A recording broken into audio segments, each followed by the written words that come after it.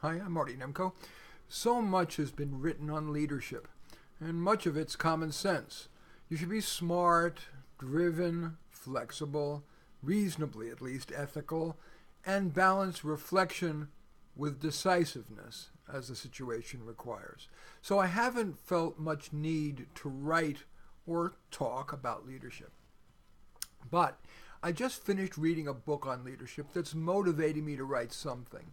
It's Pulitzer Prize winner Doris Kearns Goodwin's new book, Leadership is its name, and it profiles four presidents, U.S. presidents, um, including an under-discussed aspect of leaders, and that is the heavy toll that leadership takes on them as human beings. And that report by Goodwin comports with my own experience as a career and personal coach. Even most very successful leaders don't have it easy. A lot of pain lies beneath their public persona and beneath their polished internet presence. So, I decided to write a few words about it, and say to you a few words about it, which merge a few of the myriad examples that Goodwin provides with some examples of some of my clients. I want to mainly talk about the physical toll. The most vivid image that I have of an executive is of a gray face. A former C-level employee of a Fortune 100 company would come to see me at around 8 o'clock at night, almost always exhausted, and his face gray. He was proud of having introduced some quality products that had been developed by garage chemists and now were in millions of homes. But he paid the price. He died in his late 50s. Lyndon Johnson worked notoriously long hours, sometimes 18 hours a day. And he often treated his staff very differently from what they or leadership gurus claim is best practice. For example, staffer Luther Jones had to, quote, get away or be devoured by Johnson. Gene Latimer lasted a year. Quote, I was literally working myself to death. I never took a breath. Not surprisingly, Johnson had 3 heart attacks, the final one killing him at age 64. Leadership's toll often manifests in psychological problems. A number of my leader clients suffer from depression or anxiety, often with insomnia that compounds the difficulty of their already Herculean job. And that also was true of all 4 presidents that Goodwin profiled: Teddy Roosevelt, Franklin Roosevelt, Lyndon Johnson, and even Abraham Lincoln, who popularly is viewed as a rock of solidity. This is a quote from what Goodwin wrote.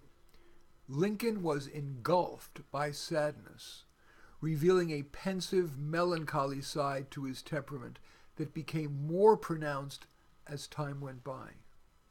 During a bleak winter in 1840, the 32-year-old Abraham Lincoln fell into a depression so profound that his friends feared he might kill himself. They confiscated all knives, razors, and scissors from his room. As one of the chief architects and advocates for his state's expansive plans, Lincoln received the lion's share of the blame for the ensuing catastrophe. The crushing debt crippled the state, that's Illinois, destroyed its credit rating for years. Land values plummeted, thousands lost homes, banks and brokerage houses closed. Acknowledging that he was, quote, no financier, end quote, the doctors believed that Lincoln was, quote, within an inch of being a perfect lunatic for life, end quote. The other thing I want to talk about in terms of the price that leaders pay is work-life balance. Nope. I have not had one successful leader client who worked just 40 hours a week. Most work 60 to 70. Out of personal preference or pressure from spouse, they may try to make it home for dinner at least a couple nights a week, but even only half of them, the leaders, even aim for that. And because travel is so often part of a leader's job, they're often away for 2 and 3 day trips and return exhausted. The last thing they want is an evening fully engaged with demanding kids and spouse. What do they want? A glass of wine. And that comports with what Goodwin reports about the presidents. She writes, Lincoln would read and study for hours, Herndon, his law partner, recalled, long after everyone else had gone to sleep, quote, placing a candle on a chair at the head of his bed, often remaining in that position until 2 a.m. Lincoln warned, and this is Lincoln's quote, the leading rule for the lawyer, as for the man of any other calling, is diligence. Leave nothing for tomorrow that can be done today. The key to success, he insisted, is work, work, work. Goodwin wrote that Teddy Roosevelt, quote, scheduled every moment of his day with quick military precision, allowing the scores of daily petitioners specific time slots of 5 or 10 minutes. Then the visitor was gently ushered out with hardly a slack moment before the next visitor entered, end quote. Of FDR, during his governorship, Sam Rosenman said, quote, I never saw a man who worked harder, end quote. In running for vice president, FDR, though polio-stricken, traveling by train to nearly 40 states, worked 18 hours a day. In that campaign alone, he gave more than 800 speeches. Quoting again from Kearns Goodwin, on the trail, Johnson worked 20 hours a day. He even worked in the bathtub, his secretary Dorothy Nichols recalled. He never stopped. No matter how tired, Lyndon scoured the countryside for votes, even if the car had to travel to a single farm at the end of an unpaved road. The takeaway. Today, we tend to disparage leaders.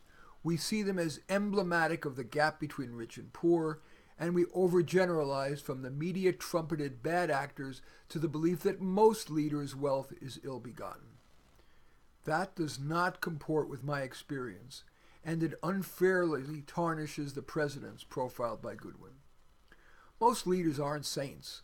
They succumb to the same ethical temptations we all do, cutting corners, withholding full disclosure, and so on.